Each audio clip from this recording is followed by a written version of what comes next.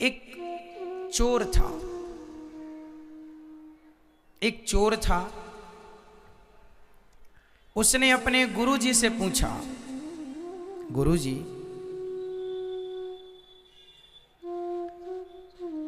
मेरा विवाह कब होगा? गुरुजी ने कहा, बेटा तेरा विवाह तो होगा उस दिन जिस दिन से ठीक तेरा विवाह रात को होगा और सवेरे तुझे फांसी हो जाएगी। जिस दिन तेरी फांसी निश्चित होगी, फांसी निश्चित होने के बाद तेरा विवाह निश्चित होगा। चोर ने कहा कि जब फांसी निश्चित हो जाएगी तो फिर विवाह करेगा कौन? बोले नहीं, ऐसे ही लिखा है तेरे भाग्य में। अब वो चोर तो चोर था, चोरी करना उसने छोड़ दी। चोरी नहीं करूंगा, फांसी नहीं लगेगी। मतलब देखो, उसने जान लिया कि मेरे साथ क्या होने वाला है। अब वो सावधान हो रहा है, पर जो होनी है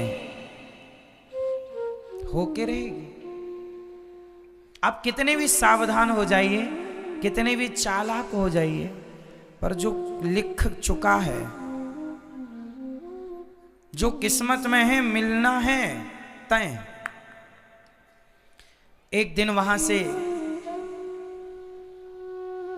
राजा की सवारी गुजर रही थी।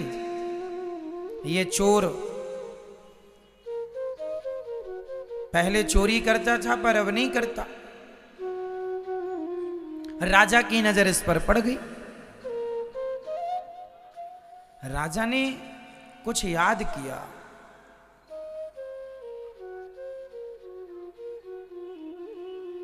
राजा को याद आया, इसने गले में एक सोने का माला पहन रखा था।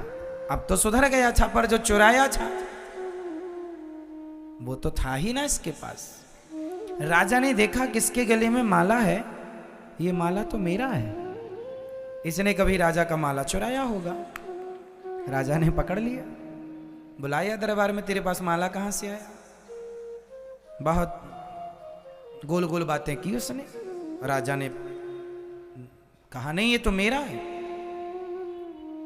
उसने बाद में माना कि हाँ, मैंने आपके राज्य में भी एक दिन आपके महल में भी चोरी की थी, वहीं से ये मुझे मिला। राजा ने कहा, तूने बहुत चोरी की है, मेरा भी बहुत नुकसान किया है, कल तुझे फांसी होगी। लो भैया, बेड़ियों में जकड़ गया, जेल में बंद हो गया। सिपाहियों ने कहा, कोई इच्छा है तेरी? बोले, आखिरी इच्छा यही है, जेल के अंदर ना रखो, पूरी रात मुझे जेल के बाहर रखो ताकि खुली हवा मिलती रहे मुझे। संयोग वो बाहर था जेल के, सड़क में एक पेड़ के नीचे बैठा था कि तभी एक माँ और बेटी वहां से गुजरी।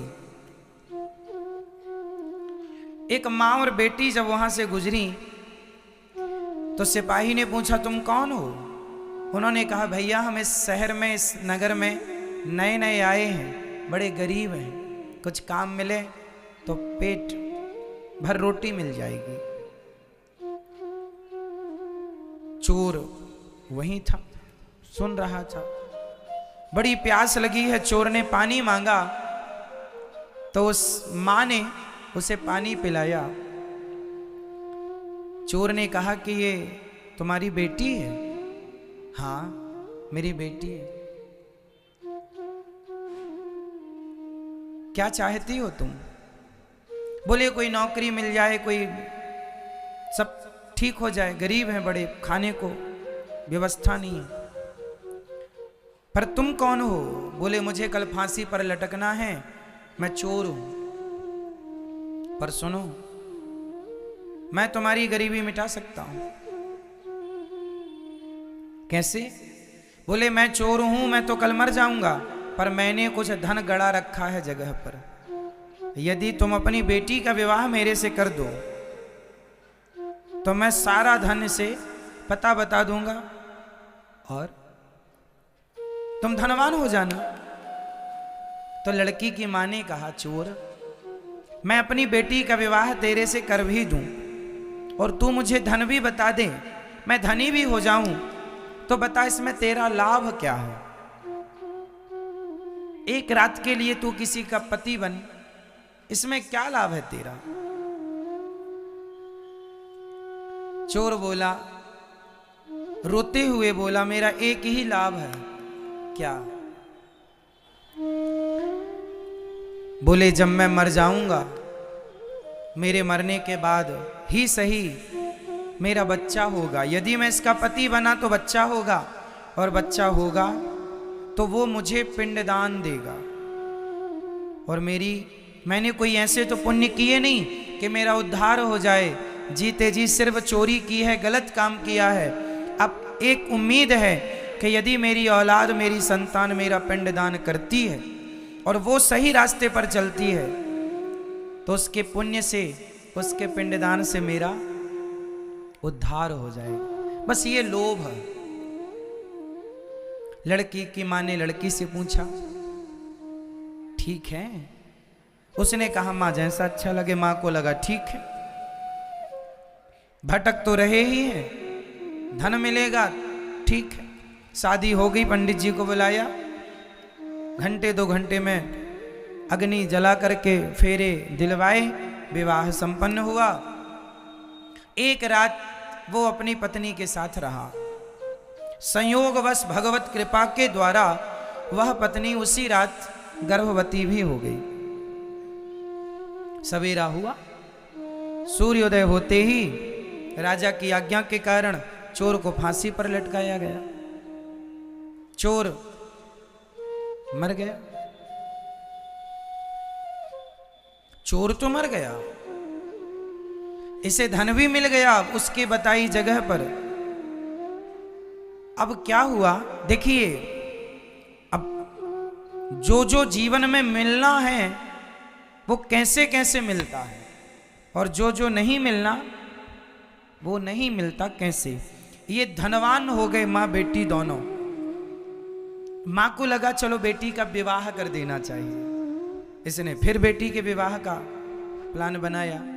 एक लड़का मिला भी, लड़के से कहा, विवाह करोगे? हाँ हाँ कर लेंगे। विवाह किया तो उस लड़के ने, जिसने विवाह किया, संयोग से वो भी एक चोर था। वो चोर था तो रात के ही उसने पूरा बोरिया बिस्तर बांधा, इसका सारा धन उठाया, भाग गया। एक चोर ने धन दिया, एक चोर ने धन ले लिया। अब ये जैसे थे फिर वैसे ही हो गए। धन जाते ही उस धन के गम में ये मां निपट गई।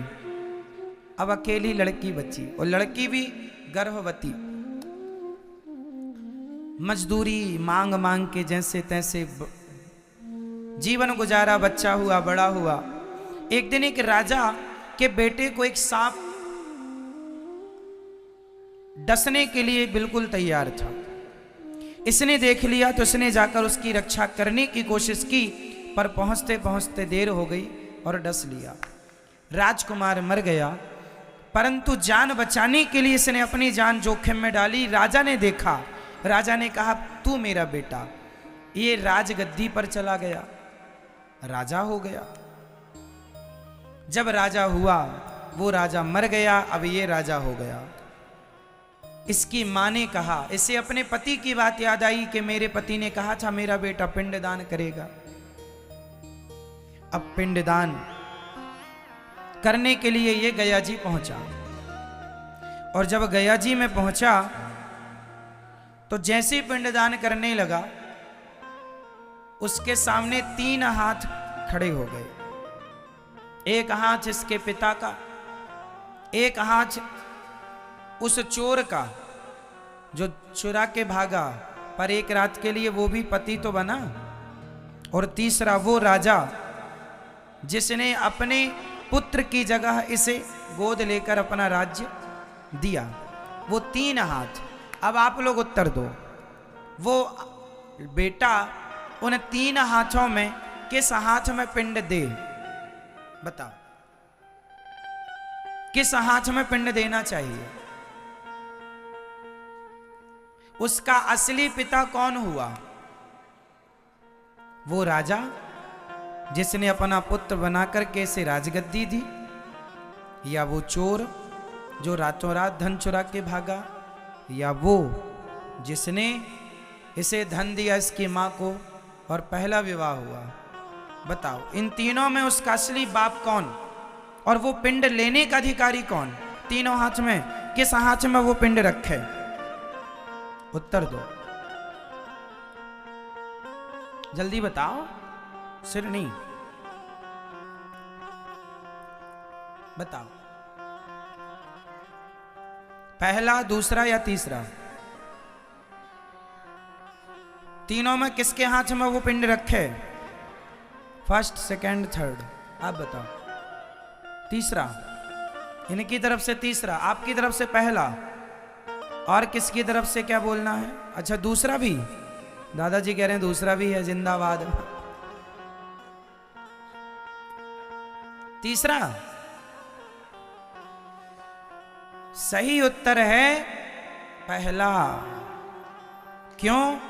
क्योंकि वही इसका असली बाप है। और भले वो मर गया सवेरा होते ही, परंतु उसी ने संकल्प, उसी ने सपना देखा था कि मेरा पुत्र मेरे लिए पिंडदान करे। इसलिए बाकी तो सब धर्म के हैं, धर्म में मानते चले गए, धर्म की बेटी, धर्म का बेटा, ठीक है, उनके भी अपने कर्तव्य हैं, ठीक है, पर पहला पिंड लेने का अधिकारी वही है। बाद में फिर ये किसी को भी दे, कोई आपत्ति नहीं।